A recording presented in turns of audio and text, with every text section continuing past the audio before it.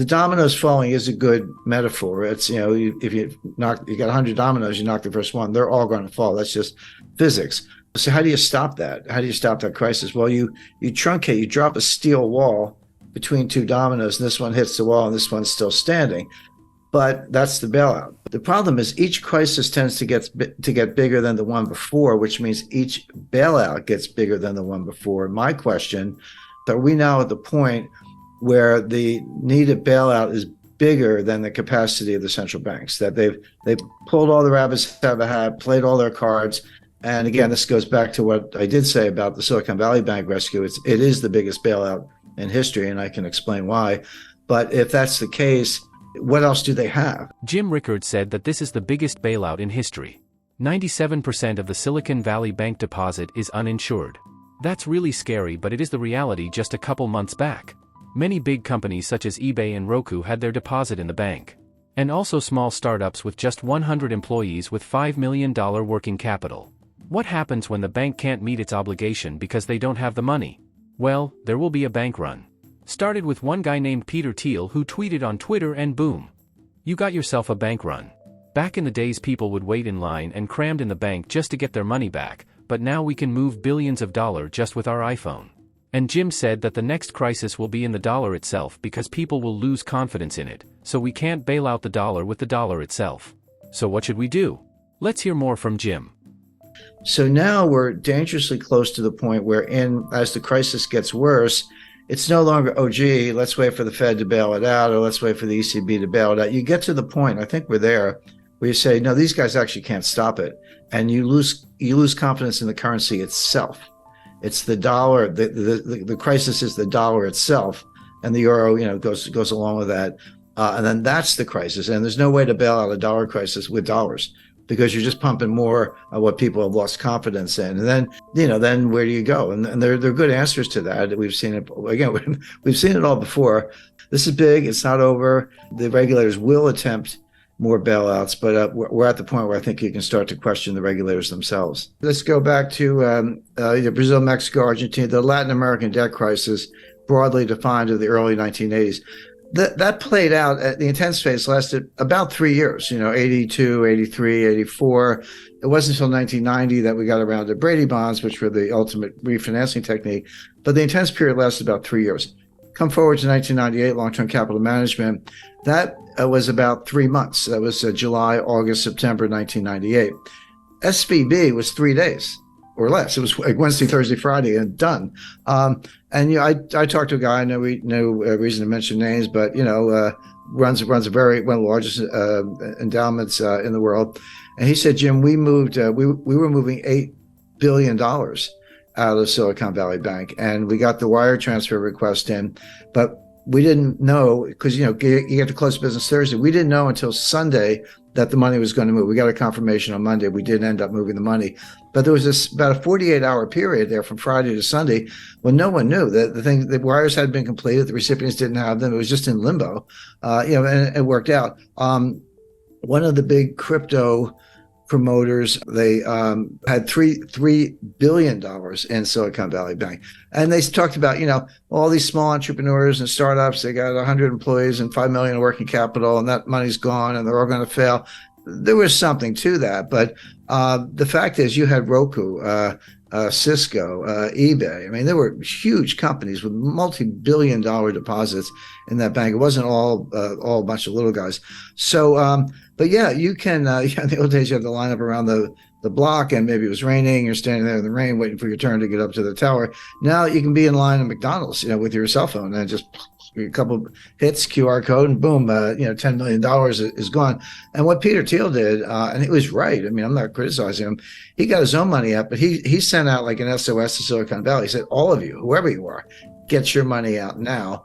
And a lot of people did, and that was that $40 billion. So the time frame is becoming more compressed because of technology. You're exactly right about that, which means that the response function has to be equally compressed, or else you are going to have all the consequences of an honest to goodness global financial crisis.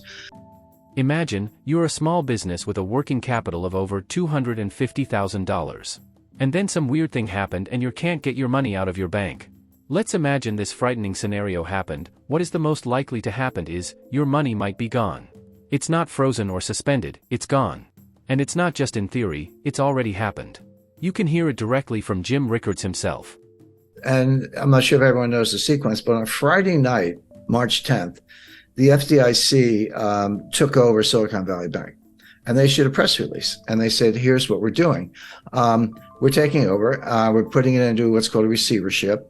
Anyone with $250,000 or less, your deposits are fully insured. No worries. You'll have your money Monday morning. And over $250,000, your deposits are gone. They didn't say frozen. They didn't say suspended. They said gone. And they gave you a receivership certificate, basically an unsecured printed up IOU from the FDIC, but not money. And it's a receivership certificate. And they said, hang on to them. In effect, we're going to sell assets. And as and when we realize proceeds from assets, we'll give you something. We'll give you distributions on these things. Don't know how much, don't know when. We'll do the best we can. Remember in the RTC days in the early 90s, it took them 2 years, and they were very efficient. I worked with them at the time. We were in their offices when we were sitting on boxes because they didn't even have furniture, but they were doing deals. So they had the right attitude, but that took 2 years. So and that was it. Well, that's when I call the billionaire crybabies came out in force. Bill Ackman, all these guys. Oh, you got to save us. I was like, well, you got to trade on Bill. $5 billion is not enough. But anyway, they pounded on the White House all weekend. Now here's something that very few people. See, almost nobody knew at the time except the management, although they seemed to be asleep at the switch. Everyone's like, startups, venture capital. There's a lot of truth to that. 97% of the deposits of Silicon Valley Bank were uninsured. And by the way, that's my new metric for assessing banks. You used to look at, working capital and debt equity ratios and, bad assets, governments. There are lots of ways to measure the health of a bank. But the most relevant way right now is, and this is publicly available, take the ratio of uninsured deposits to total deposits. 30% is comfortable. If you're like, 70% of my deposits are insured, which means they're not panicky. They're not necessarily going to run for the hills. 30%, okay, uninsured, but I have assets. I have that much cash or more.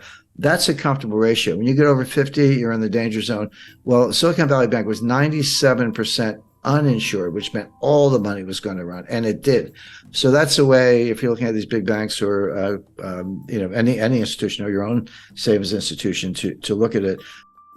We're not getting political here, but anything that go woke will go broke.